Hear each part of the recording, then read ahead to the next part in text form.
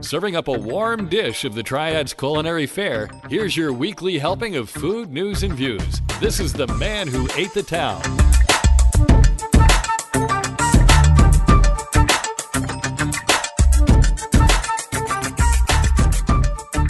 Hey folks, and welcome to episode 201 of the Man Who Ate the Town podcast. This is for the week of June 7th through the 13th, 2021. My name is Tim Beeman. My name's Ray Morgan. And we are opening the recipe box. We are recording this episode of the Man Who Ate the Town in the Les Desirable Studios South, aka my house. We are practicing social distancing using Zoom, sponsored by Bull's Tavern. If you're listening to us on your favorite podcatchers like Apple Podcast, Stitcher, or Spotify, or any others like that, we'd appreciate your a follow, and a rating. Whatever they'll let you do, it would help us tremendously. And if you're listening to us on the Triad Podcast Network, welcome to you and thank you. This episode of The Man Who Ate the Town is brought to you by Mojito Latin Soul Food, which is your go-to Cuban and Latin-inspired restaurant. Their Cubano sandwich is hands down, at least to me, the best sandwich in town. All the flavors punch you in the tongue. The sandwich is made in the tradition that Michael grew up with. Mojito Latin Soul Food does reservations, takeout. They have a rather large outdoor patio, and they do deliveries to surrounding businesses like Fiddling Fish, Broad Branch, and Wise Man. Check them out on their Facebook page and MojitoLatinSoulFood.com. Still, almost everyone is hiring. I know this week that Local Artisan is definitely temporarily closed, and Greg Carlisle says that's due to staffing. The Millennium Center is picking up steam, and his crew is working 60 to 70 hours a week, and the overtime just isn't sustainable either on monetary or on labor purposes. So they're looking for all positions right now, cooks, servers, and bartenders, so they can regain their footing to open back up to bring you their quality food again. Along those same lines, Boondoggies will be running on truncated hours this week due to staffing. I believe somebody's on vacation. They will run from 11 a.m. to 3 p.m. all this week. Next week, they say they will go back to regular hours, so that if they can go ahead and tell you they're going to be closed, that must be someone on vacation. Yeah. Otherwise they wouldn't be able to say, yeah, we'll be back. So right. Bobo's Deli and Grill posted for the first time since December, the week we were out, and this week too. So they are alive and well over there. I was getting worried about them because I hadn't seen anything. I don't understand how food places can go without any social media whatsoever, but obviously they were doing okay. Who may not be doing okay is Southern Time Tavern. I sent a message to them and haven't heard back yet. Stephanie and I went over there. Our wheel spinner landed us on there, and it's not far from my mother-in-law's house, so I said, okay, let's go there.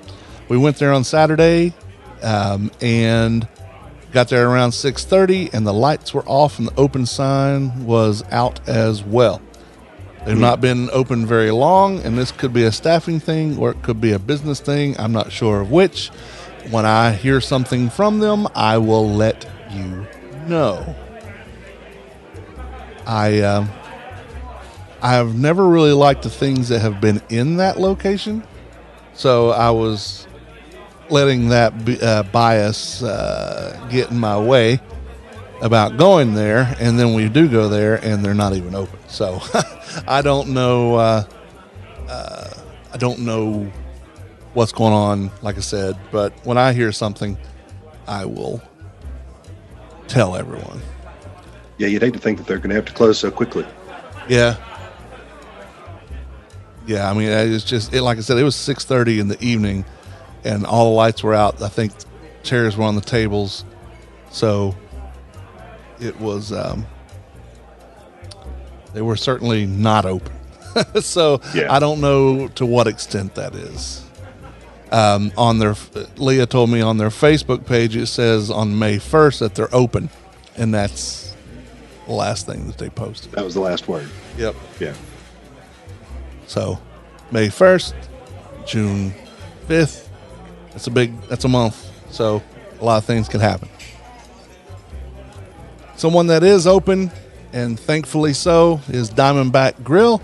It's casual dining located in the heart of Buena Vista in Winston-Salem. It's a fantastic family-owned farm-to-fork restaurant that sources most of its ingredients from local farmers.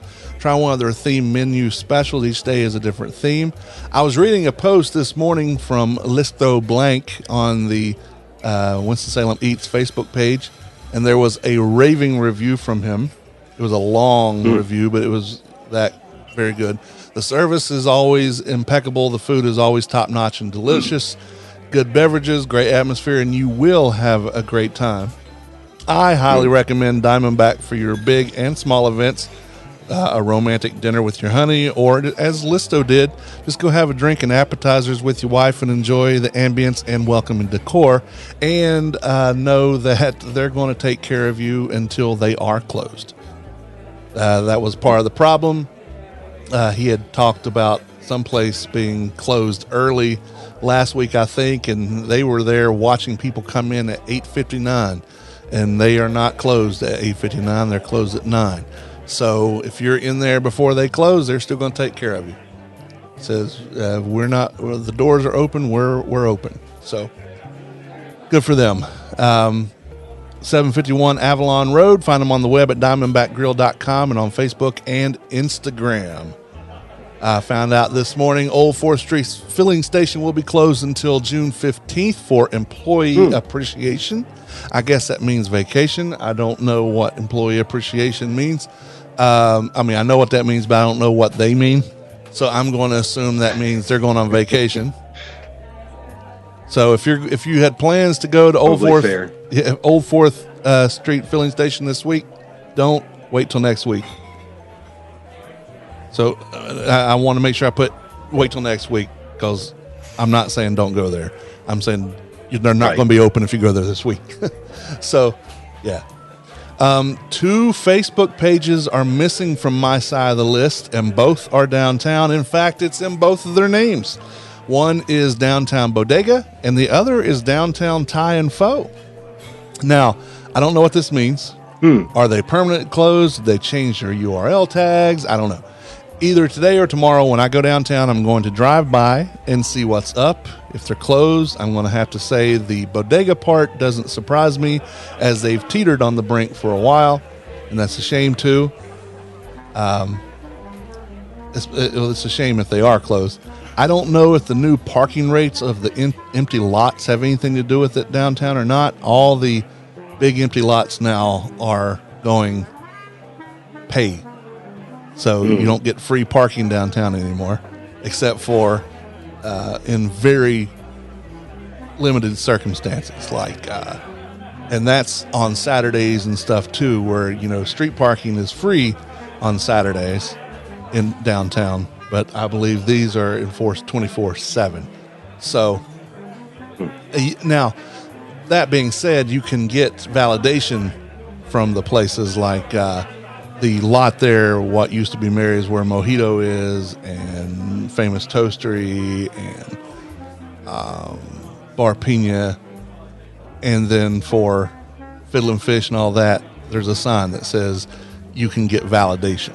So take a picture of your license plate, and they will validate you, but you have to go every hour to revalidate. So it's it's every hour. Yeah, that's what I was told. So it's and the restaurants and bars are kind of upset about it, because I think they're getting flack for it. And Fiddle and Fish said, "Look, we get nothing from this. It's not our doing. We didn't want it." I don't know if it's the city or if it's the owners of the lots. City. Is it the city?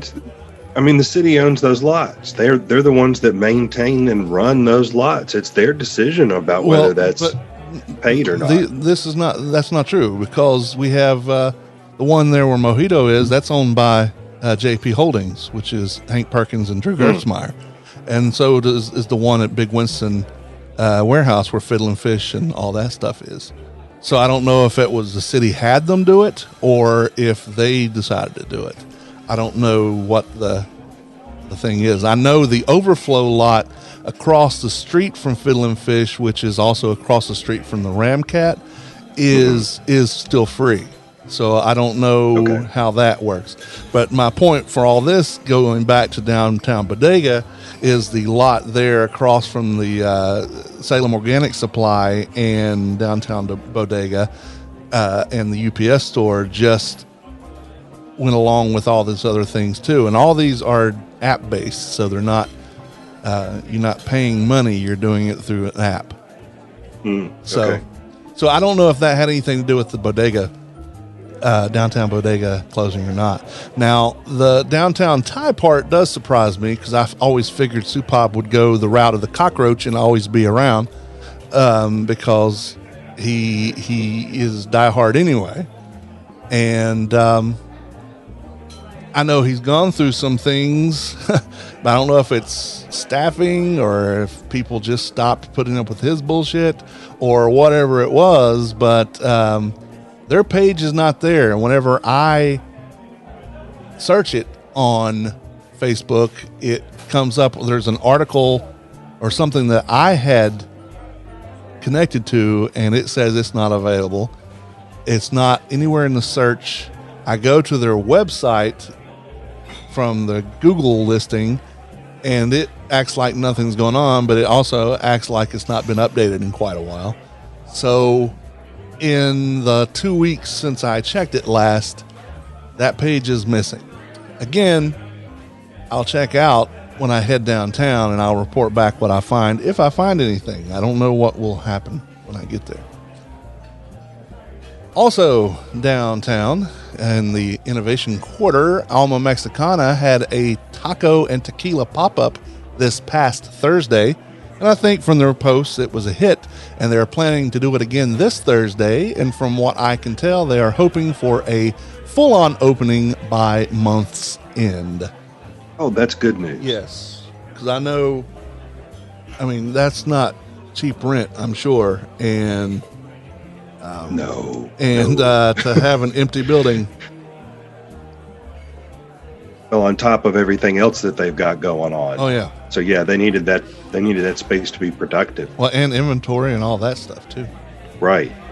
So yeah, excited to hear that they're opening, and great news for all the folks who work down in the Innovation Quarter. Yes. Carrabba's Italian Grill, located at 587 South Stratford Road. This is no chain. This is a responsible family of restaurants. Carrabba's and their owner partners take the communities they serve very seriously. And for us, having a fantastic franchisee like Daniel certainly does not suck. And also, when I was reading the thing about Diamondback, I also read, someone says, I know chains get a bad rap, but this is, Carrabba's was fantastic food. They were understaffed and they were still kicking butt. This is all paraphrased, but this is basically what they said. And I'm like, what? I have to agree that Daniel keeps his ship right, and he wants to do all of his people right, whether they're customers or employees. Yeah. So I was glad to see people, and I didn't see any negative comments on that, and that page has gotten to be a little on the Ardmore neighborhood page side, where they every little thing turns into a squash match about bad mouthing somebody and telling someone they're wrong because your opinion doesn't matter compared to my opinion. So I said that sounds like everybody has their own blog and podcast. Although I don't think that my opinion is the only one that matters. I just think that mine's the loudest because I have a podcast. Well, yeah. I said to Whitney just yesterday, everybody feels like they have their own soapbox now, and some people need to have their box removed. Yep. Some people have not earned the right to speak. They need to just be quiet. Right. Listen. Right. So at Carrabba's, you can get family-sized portions of some of your favorite Carrabba's entrees, and this is a very short list, and not complete list, but you can choose from the spaghetti, the lasagna, the penne Carrabba, the salmon saporito, the chicken parmesan, or chicken marsala. All family-style meals include a side salad and bread. Find out more and order at carrabbas.com. Now, I want to give a huge shout out to my friends over at Mr. Barbecue.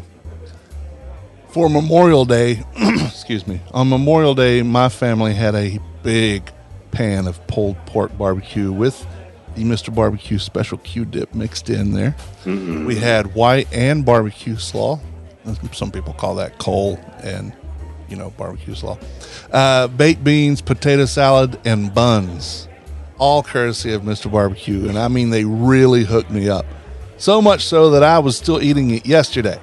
So and then there was 15 of us. There were 15 of us there, and there were still leftovers. And everyone took something home. So even my Yankee Southern food snob mother-in-law ate some of it. So that's, she doesn't like anything Southern. My entire family was raving about how good the food was. And it just goes to show that everything that I've been saying wasn't just my opinion. That was the opinion of 15 different people. At the same time, all of them we were not having them at different times to see how somebody's experience might have been different. This was all at once, and it was magnificent. So I am giving another huge shout out and a thank you to Jimmy Karros and his staff for doing such a great job with their food, taking care of my family, taking care of the Mr. Barbecue's family, and taking care of their community, because they are a solid organization and they are delicious food. And again, that's not just my opinion. My entire family, my whole family agreed with me. Well, they're back to doing what they've always done, taking care of folk and feeding them good food. Good food. Good. That's great. They have Let's a go solid on. reputation for that, right? They do. Long They do. decades of that. They do. Since 1962, We've missed having them around. It's good to have them back. Yep. All right. Time to talk about the country spinner. Now, let's talk. Now, last you heard, Ray, we had Malawi as our country, and we had the bunny chow, which again had nothing to do with rabbit. It was a chicken dish. We stayed in Malawi one more week, and we had a dish inspired by the Malawian specialty chambo and nsima. Now, nsima is a white cornmeal porridge, a little finer than grits, but this is made with ugali flour, and it hardens as it cools. It's meant to be eaten with the fingers, as most Malawian cuisine is. I do not eat with my fingers often like that. I try to avoid that as much as possible. I'm the same one who will not get wings just because I don't want that crap all over my fingers. I do eat wings, but I don't order them first because I don't want all that, right? Give me the boneless ones and I can just eat it with a fork. Even ribs, I will take and scrape all the stuff off with a fork and then eat it. I don't hold the ribs with my fingers. That's why I like burgers so much. It's a handle and it's a meal all in one. So let's go back to nsima, or nsima as they call it in Malawi. In Zimbabwe, it's nshima. Want to talk to potential spam? I love that you know the difference between the two countries' pronunciation. Yeah, because I did some research. Clearly. Yeah. Love it. So, chambo is a type of tilapia that can be found only in Lake Malawi. Well, of course, we couldn't go over there and get it and have it shipped to us, so we had to get creative. The plan was to go with red snapper, but red snapper was $34.99 a pound. So I'm looking right next to that and seeing. Oh, come on. Let's take the luxury tour of the countries. Holy so 30, oh, golly. yeah. So I look next to it, and although tilapia we know is a bottom feeder fish and all that stuff, and it's like the filter of the waters, I get that.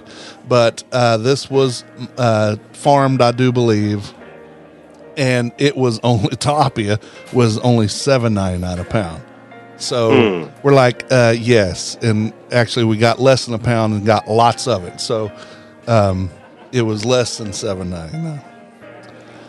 Now, while tilapia isn't our favorite fish, we had to be economical, right? So our dish included a Malawian curry powder and a chutney, both of which I made myself. Okay. I had ordered a spice grinder to do the curry powder with from Amazon, and it was supposed to be in here that Saturday because I always do my cooking on Sundays. And Saturday came, and it was nowhere to be found. And I got a note from Amazon that said that it was running late. It could be there as early as Sunday, but probably Monday. Well, Sunday it did not come. Monday was Memorial Day. I didn't figure it was coming. Tuesday it came. I opened it, none too soon, of course. I had opened the box, and the top of it was cracked.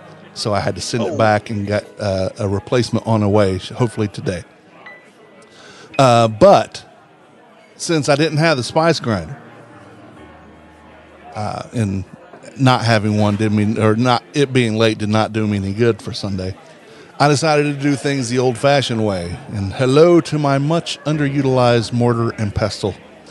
Ta-da. The old way still works. Yeah, I ground the peppercorns. I ground the coriander seeds. I ground the whole cloves and even the red pepper flakes, which I added to the cumin, mustard, and poppy seeds before I ground some fresh serrano peppers and microwaved them to remove much of the moisture.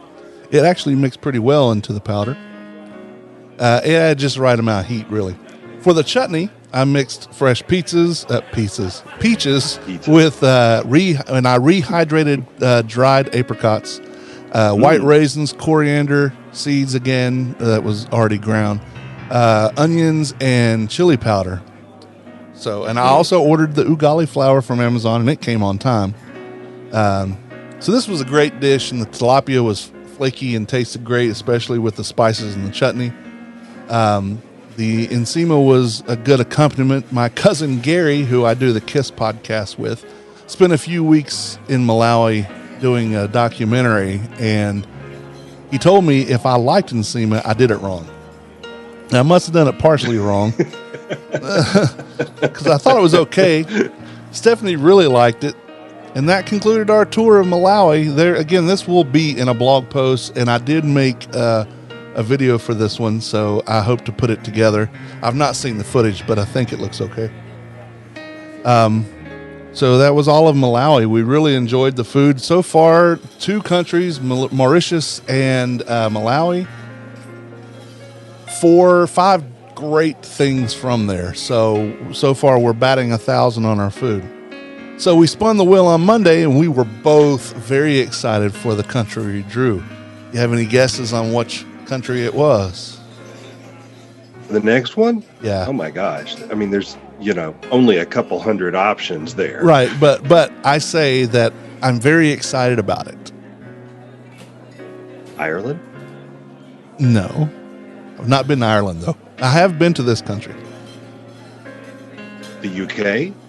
No, I have been there. France it is, yes. Oh. Stephanie and I are both huge Francophiles, and Anglophiles, so the UK part will be fun too. But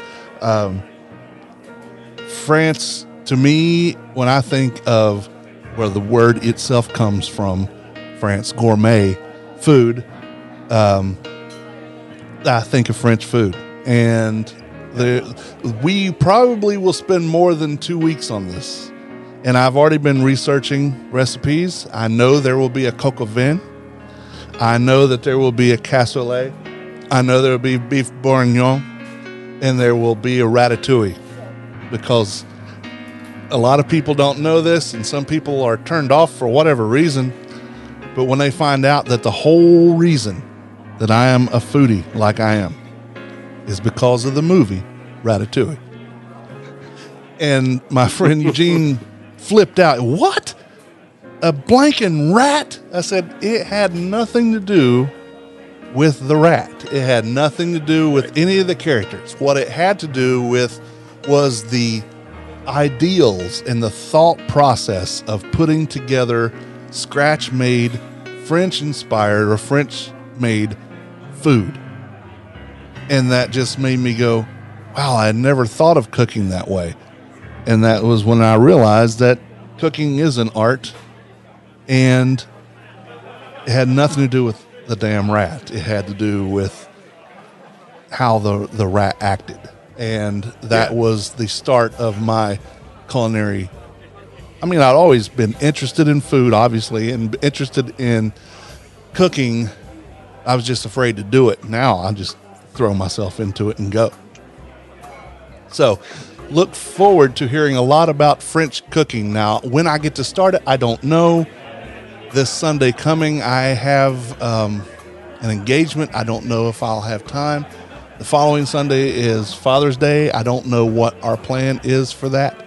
So the next country that we tackle will be French food, well, obviously from France, and I will report back. But I've got to get busy on those blog posts from Mauritius and Malawi. You've just made more work for yourself, you know. That's okay. I'm okay with that because it's not work if you enjoy what you do. I was going to say, this is all stuff you love. You're living your passion. Exactly. And thanks for bringing us along with the journey. And I love that you're going to share how you're putting these dishes together. I mean, yeah, there will be recipes and everything, so you can make your own at home. Now let's talk some burgers, because the Burger Tour 21 is well underway. We're now up to 98 burgers on this list. Over the time off, I had Twin Peaks, which is a Pacific Northwest version of Hooters without the mass exploitation. They're still bodiced women with open cleavage happening, but no stupid orange shorts with pantyhose underneath, which never made sense to me. So it's and the food was good. Hooters food was not about food; it was about eye candy. Mm-hmm. Which, I get eye candy, but that's not what's going on here, and I'm glad. I really don't need eye candy for dinner. Yeah, I agree with that. Don't need and don't mind seeing are two different things. I don't need eye candy, but if it's there, I'm going to look. But this is not that way. It's totally different kind of concept. And their food is, like I said, good. So this is over off of Haynes Mall Boulevard. Yeah, where Macaroni Grill used to be. Right. I also had Pine Tree Tavern, which was just a weird overall experience. Burger was a burger, but the experience of that was something I'll tell you off the air. Not bad. It was just exactly what I expected and then some. So, and again, it had nothing to do with the food quality. So that's at Pine Tree. Your Pine Tree Tavern. Yeah, on Bethania Station Road, I think. The Friday before Memorial Day, Street Team Stephanie, and I took a mini tour slightly to our north, and we tried 4 burgers on this tour. Now, I clarify that we tried 4 burgers. We did not eat 4 burgers each.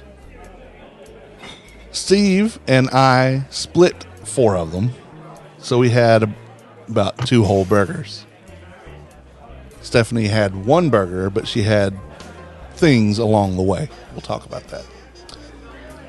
We started our journey here. We met at the new Foothills Grill and Tap, which has nothing to do with Foothills Brewing. on the main strip there in King, Main Street, right off of the, slightly off of the exit. It's where Shannick's Music and Town and Country, since we're talking about food, Town and Country Grill is in that shopping center. Okay. So hang a right when you get up to King, and they're on the right. Yeah. Yes. And they're a new place. I think there was something else. There's also a coffee shop included in there as well. Nice. We started there, and the remarkable thing about that place, I have to say, not saying that their burger wasn't, but the thing that I'm going to remark on is their fries, and what they look like thick folded ruffles, but they weren't potato chips. They were actual fries, but they were covered with Parmesan, I think, garlic salt and stuff, and it was those were really, really good. That sounds good. Yeah, I can't really talk about the burger because, I'm calling that close to the sleeve until, or holding it close to the sleeve until December. From there, we journeyed. Will say, go ahead. I've been waiting on you to talk about these because I've been seeing the pictures. Yeah. The one from Foothills, man, that burger looks good. Yeah, and I'm not going to say it wasn't. Okay. Yeah. I'm going to go ahead and say that all four of these burgers were worth the trip. So if you find yourself a little bit north of Winston and you go anywhere near one of these places, it's a good place to get you a burger. Right. It may not be the world's greatest, but it's a burger worth having. Exactly. So from there, we journeyed up into the backwoods of King, and yeah, I get the joke there, to John Brown's Country Store. It truly I've been is. hearing good things about this store. It truly is a little country store that has all the kinds of meats, produce, cheeses, you name it. This country store has even the, if you go to Mass, they have the big, you can get candy by the pound. They have apple crates full of candy that you can put into a bag and pay for by the pound. Understood that they were supporting a lot of local farms. Local farms in there. The meat were from local sources. They had, I don't know if it was their brand. No, it wasn't their brand. That was Foothills. But they had a Foothills farm, like the Country Ham that's, wrapped in the heavy plastic that's not refrigerated. Mm-hmm. They had that. But yes. the meat that they had in the meat cooler was nice cuts of meat, and they were very reasonable, probably cheaper than most grocery stores around here. So, and generally when you are a small place like that, you don't have power buying on your side, so meat's expensive. This was great cuts, big sizes, and it looked delicious, and the prices were really, really good. So regardless of how I felt about the burger, and again, I'm not going to say that I didn't like it, I really enjoyed the store. Did I enjoy having to go all the way to BFE to get it? No. So, but if you like going to BFE and just seeing what you find. Right. And I mean, it's no secret that I have never liked going to King. I have my ex-in-laws live in King, and that's not because of them. I get along with them all perfectly fine. It's just I always hated going to King. Yeah. It reminded me even more country of where I'm from in West Virginia. And I'll just leave it at that. Yep. But you see, King is actually closer to the big city from where I'm living. That's right. Yeah, that's exactly right. We didn't have a big city close to us, even in that state. So, yeah. So I really couldn't wait to get out of BFE. So we headed south to via NC 66 to Rural Hall. And no offense to anyone who lives in King, it's a lovely place if you like it. I just don't. And that's all it is. Rural Hall, we had a burger from Frank's New York Pizza and Subs. Stephanie actually had a piece of their pizza, a slice of the pizza. It was a pepperoni, and it was good. I tried it. Big, thick This burger looks really good. Yeah, it was a messy burger. It's probably the messiest of the four. But that's okay. It's what it tastes like that counts overall. And Yes. it was again worth the trip. And then from there, we went to the place that I had heard the most about of these four, that was raved about the most. And it's King's Hot Dogs, which is odd. It was not in King, it was in Rural Hall. But in all fairness, even though we had split those burgers, the drive time in between allowed the food to settle. And I honestly did not want that last burger. But we ate it like the champs we are. Stephanie had a burger, or part of a burger. She took some home. And even though I think it was a good burger, I can say that much, I may ride back up there soon to try this one again. I'd like to have it without having to fight all the others that we had already had. So, Yeah. That does color the experience a little bit. yeah. I don't know that it Am got I seeing a fried egg on this burger? No, not That's on the this mayo. one. It's just the mayo. Yeah, Okay. yeah. It looks good. I mean, it looks like a good greasy burger. It was the only one of the four that didn't have lettuce on it. Yeah. But it's got a lot of pickles. Yeah, it does. And a lot of tomatoes. You didn't see those because it was on the other side.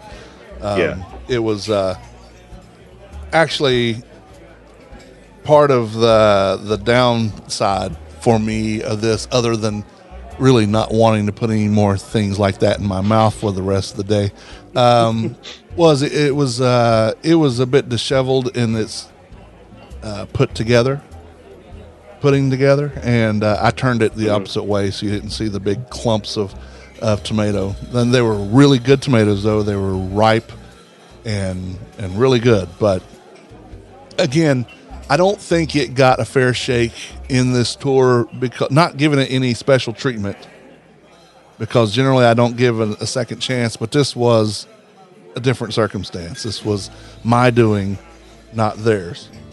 So Right. I may run back up there and try it on my own, just to see if all the things that I'd heard was right.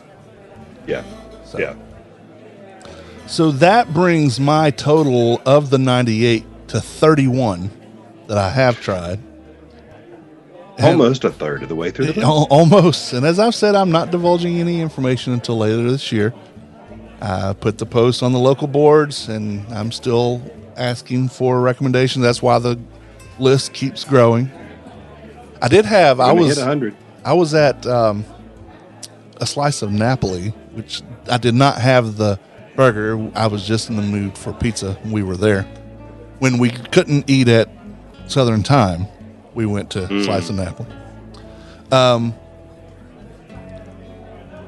And I was there, and I was talking to the owners. You know, my son used to work there, so they knew me.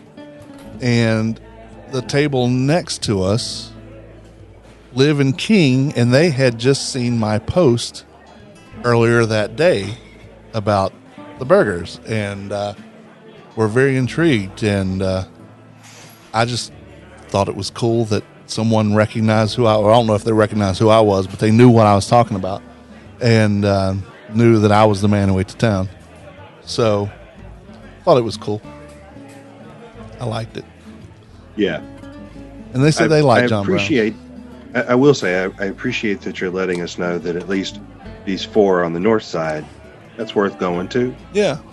Because, you know, you're getting a chance to sample some of these. I'm betting that most of the burgers that you're going to have are going to fall into that category of, yeah, these are good burgers. This is worth having. Sure. Yeah, and I want to make sure that I stay away from putting any of them down, even though there are Right. some very, very sad ones that I've had. But I don't want to put any of them down. So the only way to be able to get around that is not say anything about any of them, as far as grading or rating. Yeah. I fell into So I that. think it's, again, Yeah, well, I fell into that in 2019 when there was, and I can say it now because they're not there anymore. I had done all these burgers, and I had talked about, yeah, this is good, that's good, blah, blah, blah, blah. and I ate at Trade Street Diner. Mm-hmm. And up until this tour, it was the worst thing that I'd had burger-wise. And maybe even compared to the one that on this tour, that is worse, which I won't mention. But when I got to that, I said, yep, I had this burger, and that was it. because I don't like to talk bad about the places. You know, my job is not a food reviewer. My job is a food promoter. And Yeah. so I just said, I had this burger, and everybody said, but what did you think? I said, I think I had that burger. That's all I could say. So, ladies and gentlemen, the man who ate the town just gave you the secret code for understanding when he says, I just had that burger. Now, the next place, that tells you, don't go there. Well, but not this time, because if you notice all these, I had that burger, and this is what was on it. And with the Yeah. exception of, because The four. I was talking, well, even those four, are they going to make the list? I don't know. But the reason I mentioned the one about Foothills or John Brown's, even those two, one, the Foothills, I talked about the fries being good, so I didn't want to make it sound like the burger wasn't. Right. And then the Right. John Brown thing was I was talking about BFE and how much I don't like being in BFE. But was it worth having the burger? Yeah, it was. Yeah. Was it a great burger? I don't know. Can't say right now. Was it worth going there? I don't know that either. But I was there.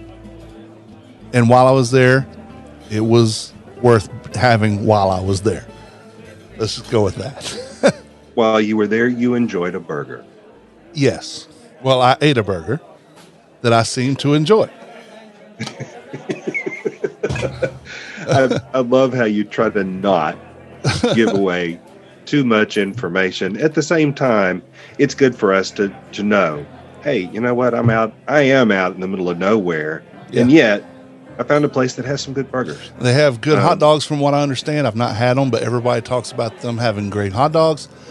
And, they have other sandwiches too. They have barbecue Right. if you're wanting that. Because I don't think, here we are in Winston and have a plethora of barbecue places. Mm-hmm. There aren't, there's Stratford Barbecue and King, but I don't know that there's a lot of other places that serve barbecue up there.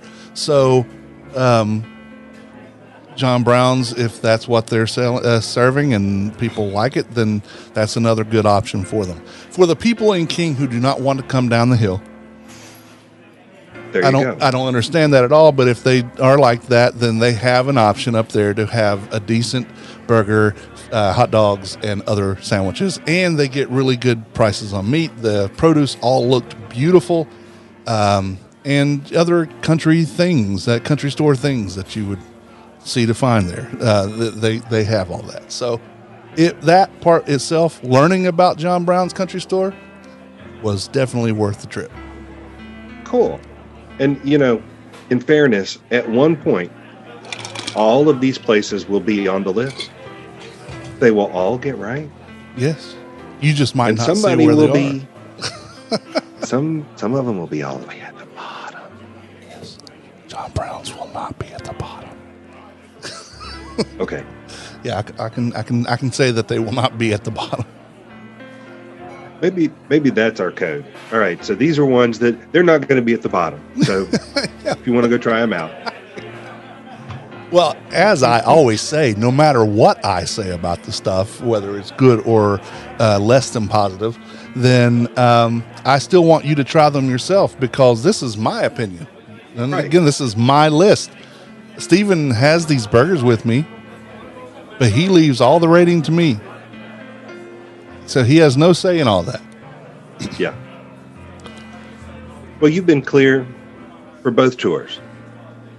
This is just my impression. Yeah, Really, you need to go form your own. right. Exactly.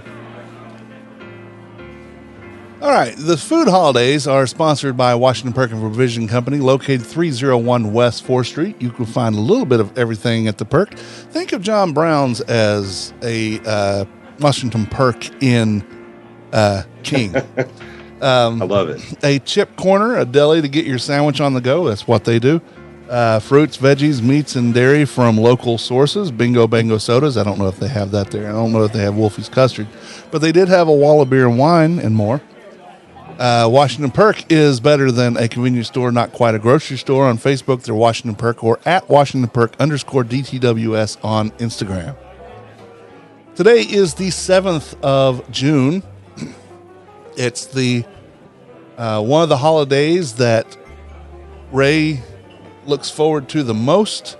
Today is National Chocolate Ice Cream Day. Oh, yes.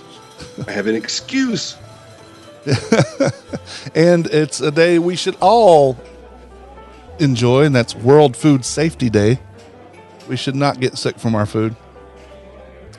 Amen. Yes. 100%. No getting sick from food. On the 7th, in 1921, the Minnesota Cooperative Creameries Association is formed. It is now known as Land O'Lakes. And they just got rid of their Native American princess on the front. Some people were very upset about that. Some people were very happy about that. I myself was indifferent and didn't care either way. I'll eat it. I don't care what's on the cover. I like their butter. Yeah, I've their always butter. liked their butter. Their butter is fantastic. Good butter. In 1989, on the 7th, for 1 second on that day, the time was 012345 on 6789. Well, That will not happen for another less than 100 years, but 100 years from that day. right. Yeah. On the 7th in 1990, France, West Germany at the time, and Italy lift a ban on British beef on bone imports. Beef on the bone can now be exported from any BSE, that's mad cow disease, free farm in Britain. I remember all that mad cow craziness. That was weird. I remember that too. There was a big scare about it. We were going to have our beef tainted with mad cow. Yeah. I mean, I can handle some slightly perturbed cow, but mad cow, I don't know. I don't know if I can handle that. I've already known way too many mad cows. I didn't need any more. How many were you married to? Two. On the 8th, I am so sorry about that. On the 8th, World Oceans Day, it's a global day of ocean celebration and collaboration for a better future for this amazing resource that we all depend on. It's also tomorrow National Jelly-Filled Donut Day. Oh, yeah. It's Chicken Tetrazzini Day. We'll find out more on that in a minute. And Maple on Creme Fraiche Day. We'll find out about that in a second. So that sounds like it's pretty specific. And when you find out why, you'll know why it's specific. On the 8th in 1786 in New York City, the first advertisement for commercially made ice cream is published in the Postboy, whatever that is. The ice cream was for sale at City Tavern. In 1824, a washing machine was patented by Noah Cushing of Quebec. This was the first Canadian patent ever issued. In 1869, the first American patent for a sweeping machine was issued to Eves W. McGaffney of Chicago. In 1871, Luisa Tetrazzini was born. She was an operatic soprano from Italy. Chicken Tetrazzini, created by the American chef Ernest Arbogast, there we go, in San Francisco, was named in her honor. In 1880, at the first International Miller's Exhibition in Cincinnati, Washburn Crosby Company of Minnesota, the forerunner of General Mills, won 3 top medals for their flour, including the gold medal for superlative flour. They adopted gold medal as the name of their best flour, and we still can buy gold medal flour today. growth, right? In 1937, the world's largest flower blooms at the New York Botanical Garden, the giant Sumatran Titan arum. I'm not even going to try to pronounce its Latin name.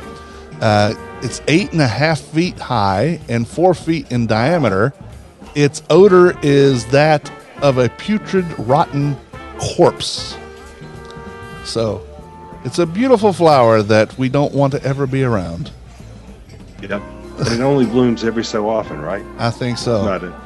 It's not a everyday kind of thing. No, it has to have time to kill all those people for the dead bodies to sit in. In 1953, the U.S. Supreme Court ruled that segregated eating places in Washington, D.C. were unconstitutional. In 1965, the merger of Pepsi-Cola and Frito-Lay was approved by shareholders of both companies, forming the new company PepsiCo, Inc. In 1985, Creme Fraiche won the Belmont Stakes, ridden by jockey Eddie Maple. So it's Maple on Creme Fraiche Day. Now it makes sense. A sad day for me and Stephanie, at least, and probably thousands, if not millions, of people around the world. In 2018, on the 8th, Anthony Bourdain passed away.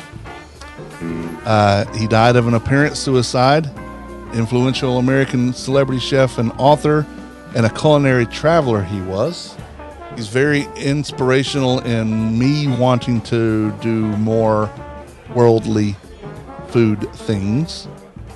And it just goes to show he, like Robin Williams and a few others, Chris Cornell even, you don't know what your friends are going through sometimes. Suicide from depression is a all too common and avoidable thing, mostly, if we see signs and know what's going on. So if you have loved ones that may seem a little blue, then check in with them. Make sure they're okay, and if they need to talk, because sometimes that could mean the world of difference. There was a stat, to your point, that came out about a year ago. It was specifically looking at trans folk that didn't have any support in their life, and those that had at least one person who loved them. The ones who had no support, the suicide rate was 40%. It just breaks my heart to hear that. But if they had at least one person in their life that cared for them, one person that they could talk to that loved them, one, the suicide rate dropped to 4%. So almost never. I mean, it still happens, but almost never. The power we have to impact each other's life on a positive level is phenomenal if we would just engage. So there's my soapbox. I'll stop right there. But it was needed. On the 9th, it's National Strawberry Rhubarb Pie Day. I've never been fond of the strawberry rhubarb connection. I know a lot of people love that. Love the strawberry. Not that fond of the rhubarb. It's just... I've had rhubarb once. That's just me. And that was in West Virginia, and it was straight from a garden. Oh, but how was it then? I don't remember. I was still living there, so it was pre-1986. Ooh, I remember. This is way back. I remember it being sour, tart. I don't remember which one, but I just remember it was whenever I had it. But I would give a strawberry rhubarb pie a chance. Stephanie actually had some rhubarb in the fridge that she had planned on making a pie with, and that never happened. So I don't know if she'll try that again. I'm sure by now it's gone bad and she's gotten rid of it. But we'll see. On the 9th, in 1822, Charles Graham received the first patent for false teeth. False teeth was around, but he had the patent. In 1931, the Alka-Seltzer trademark was registered. In 19... Flop, fizz, fizz. Oh, what a relief it is. On 1934, on the 9th, it's Donald Duck made his first appearance in The Wise Little Hen, a Walt Disney Silly Symphonies cartoon. So happy birthday this week to Donald Duck. Making him, what is that? Old. Math sucks. Math's hard. In 1953, John H. Kraft received a patent for the manufacture of soft surface cured cheese. In 2020, coronavirus update, the seafood industry is experiencing a growing number of outbreaks on trawlers and processing plants. And as food prices go up, they're probably still somewhat experiencing some of that. Yeah. On the 10th, it's National Black Cow Day, and that's not the bovine. It is the root beer float.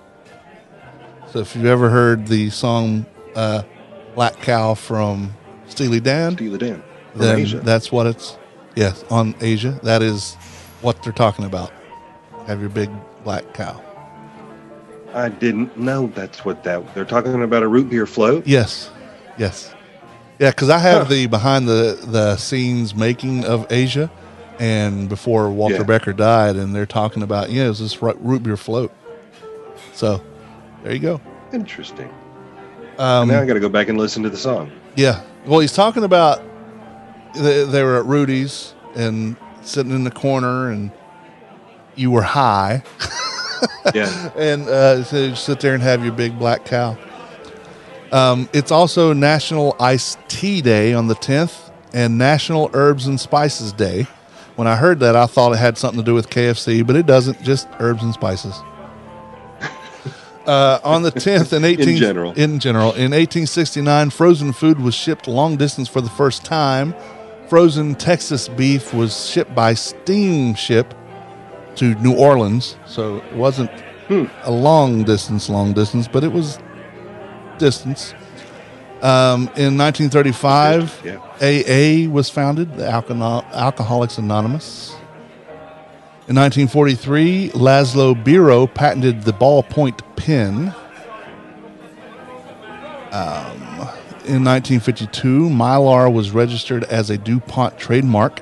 Mylar is very strong polyester film that has gradually replaced cellophane. It is used as a food wrap in addition to many other non-food uses. In a very embarrassing or a most embarrassing moment, in 1985 on the 10th, you know what happened? No. 1985 in June. I'm trying to think of where I was in 85 in June. Okay. What happened in April of 85? I'm drawing a blank. Well, in April of 85, Coca-Cola announced they're changing their formula. In June, on the 10th in 85, they announced they're bringing back the old formula. Because it was a huge mistake. Because nobody was buying it. Yeah. We didn't want a new formula. Thank you very much. Yeah.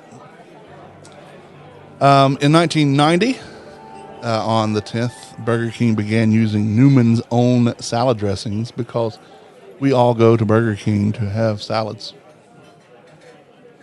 That's my primary reason for Burger King, salads. Yeah. Yep. On the 11th, it's National German Chocolate Cake Day. Now, yes, German chocolate and German chocolate cake is actually incorrect. It's German's chocolate and German's chocolate cake. The man who developed this chocolate was Samuel German. Has nothing to do with the country of Germany. So it's German's chocolate cake and German's chocolate.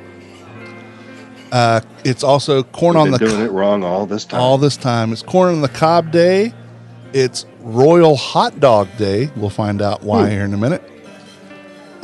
In 1742, on the 11th, Benjamin Franklin invented the Franklin stove, and he purposely did not patent it so others could freely copy the design.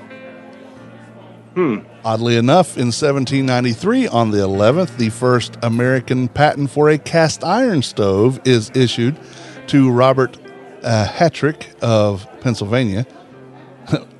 Probably same area, but Benjamin Franklin's was just metal lined. This was a cast iron stove. So not the same thing, but Right. it's just odd that 51 years later in the same area that happened.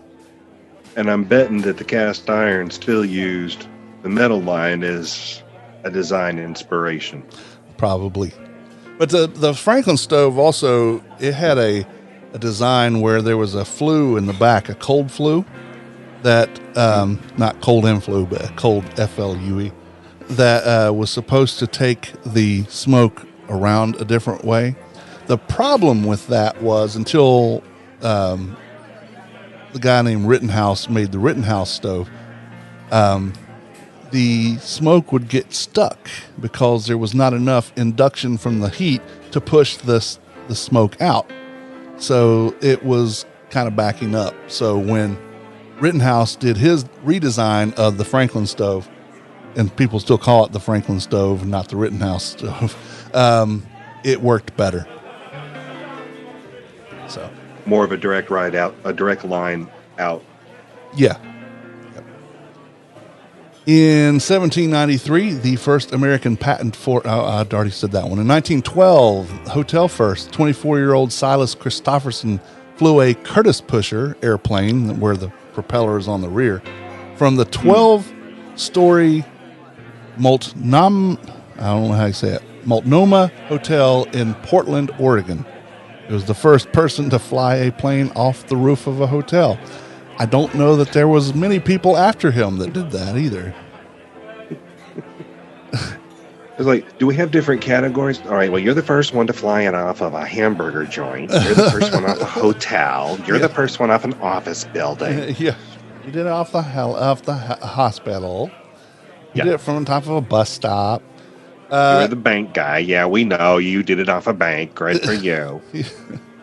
In 1939, this is, again, Royal Hot Dog Day.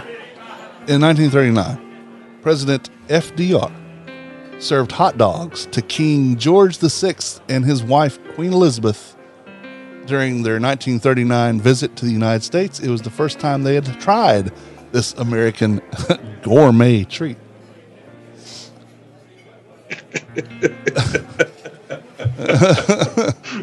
I'm just picturing the king and queen expecting gourmet. Yeah. And like, think for just a second, what cuts of meat go into the hot dogs?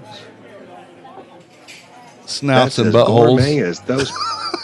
Yeah. I mean, can you imagine the royals Yeah. eating hot dogs? You know what? I bet it was still delicious, though. Oh, yeah. It's like, hey, we got some chitlins for you on the side. Yeah.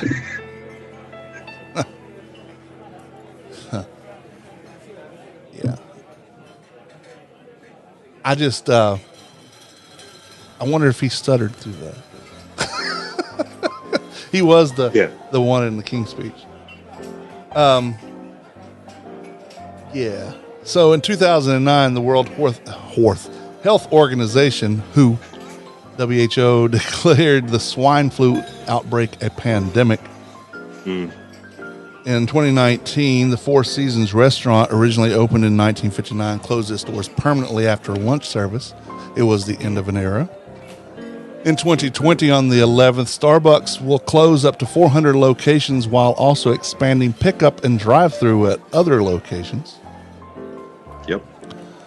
On the 12th of June, it's National Peanut Butter Cookie Day.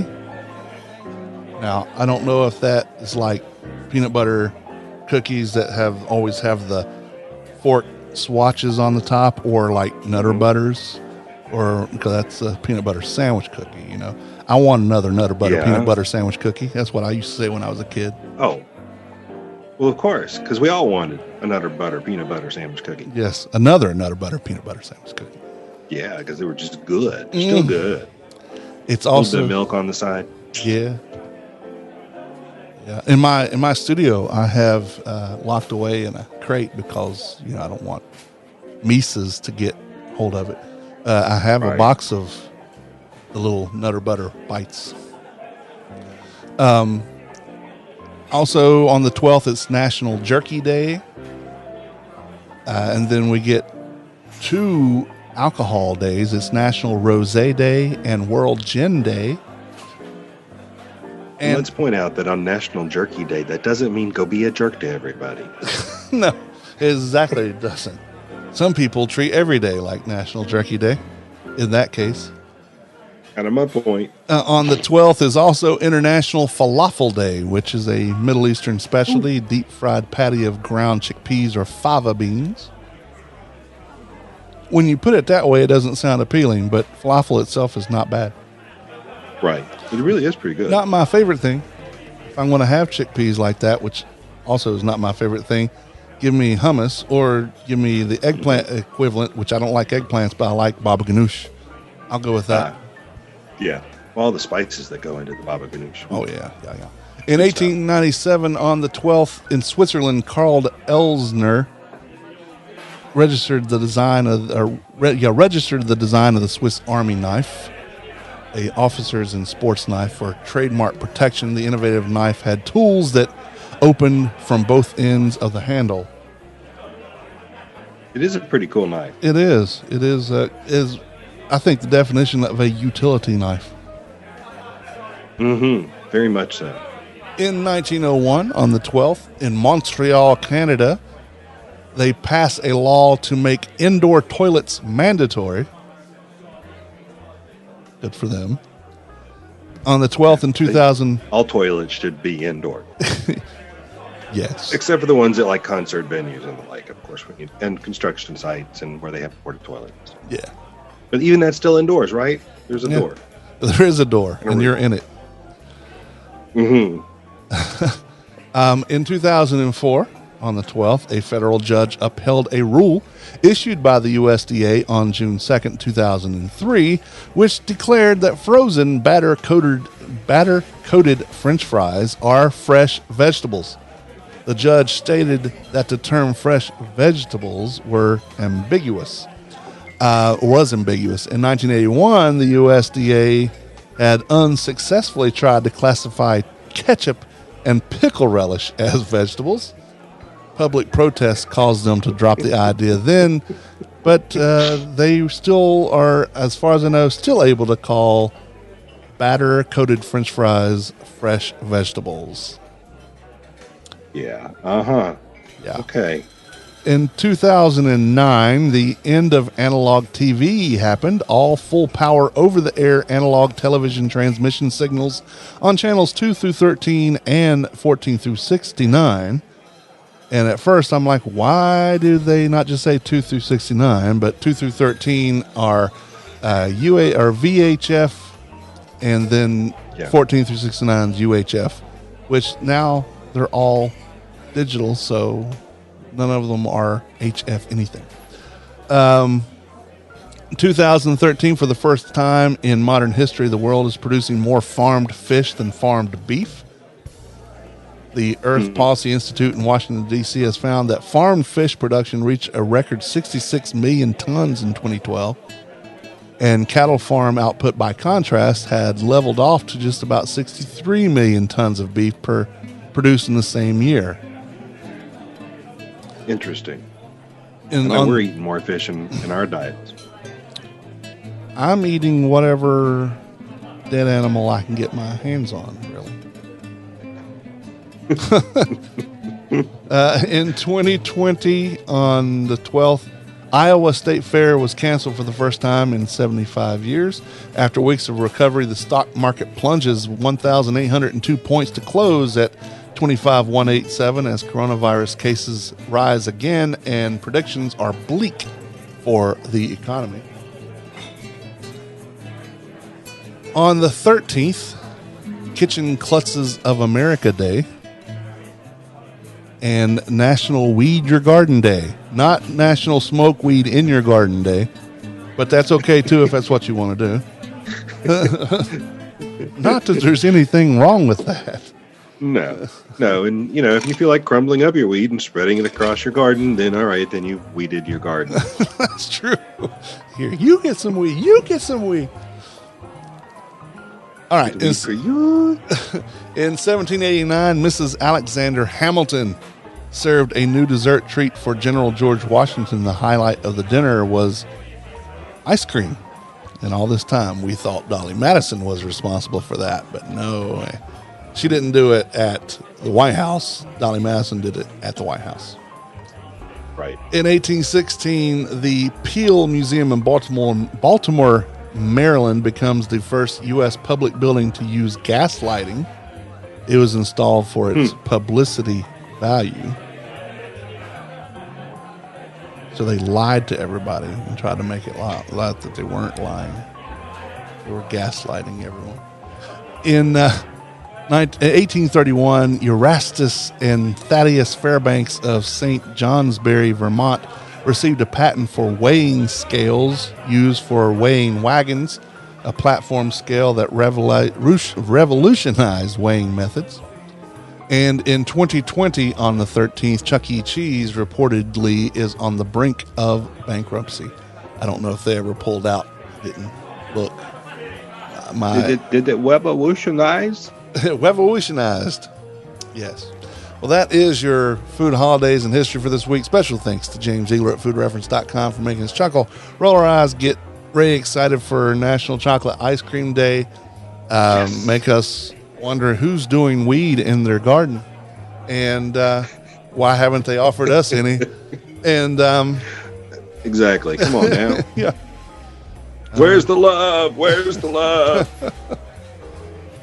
All right. Well, this is no, it's not where we're at. The Man Who Ate the Town podcast is part of the Less Desirables Podcast Network. Along with this podcast, you can listen to Less Desirables, The Beer Dad's, Fan Interference, Wheeler's Dog. That's the award-winning Wheeler's Dog, and the award-winning The Less Desirables, and Asylum Tales of the Devereaux Diaries podcast. You can find all of these podcasts and their latest episodes on our network website and directory, tldpodnetwork.com. You'll also find social media links for each one there as well. This is a reminder to all of the listeners, and is good practice, not just for now, but for always. Wash your damn hands. Wash with warm water and soap. Wash with that soap for 20 seconds or more. If you don't know how long 20 seconds or more is, just sing this along. Black and orange stray cat sitting on the fence. Ain't got enough dough to pay the rent. I'm flat broke, but I don't care. I strut right by with my tail in the air. Stray cat strut, I'm a ladies cat. I'm a feeling Casanova. Hey, man, get a shoe thrown at me from a mean old man. Get my dinner from a garbage can. I love that song. I've always loved that song. I remember when that came out. Yeah, well, it was 1982, so that's what, Stray Cat 39 years. Yes. It actually came out a little bit before that, but that was the American release. The album was called Built for Speed. It was a compilation album as far as UK was concerned, but for the United States, it was their debut album. Yeah. So, First time we got to learn about them. yep. Well, keep an eye on my blog and this podcast to find out more about the food news and happenings around town. If you have any food news, send an email to Tim or Ray or Leah at themanwhoatetown.com. You can also connect with us on Facebook, Instagram, or Twitter Instant Messengers. Like us on Facebook. On Twitter, we are Man8TheTown. On Instagram, we are The Man Who Ate the Town.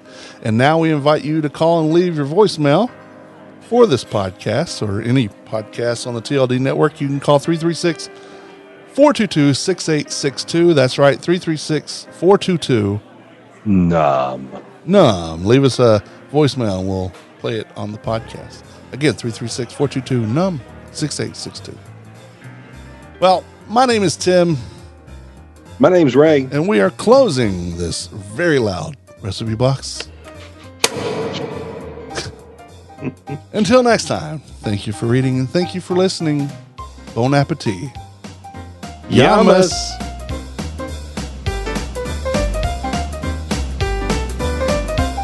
The views and opinions stated by me or any of my guests are solely those of ours and do not necessarily reflect the opinions of our hosting companies, distributors, enemies, friends, or relatives. This podcast is copyrighted and cannot be reproduced or distributed without express written consent of the man who ate the town, that's me, and Such Limited Inc. However, if you ask nicely, we'll probably let you.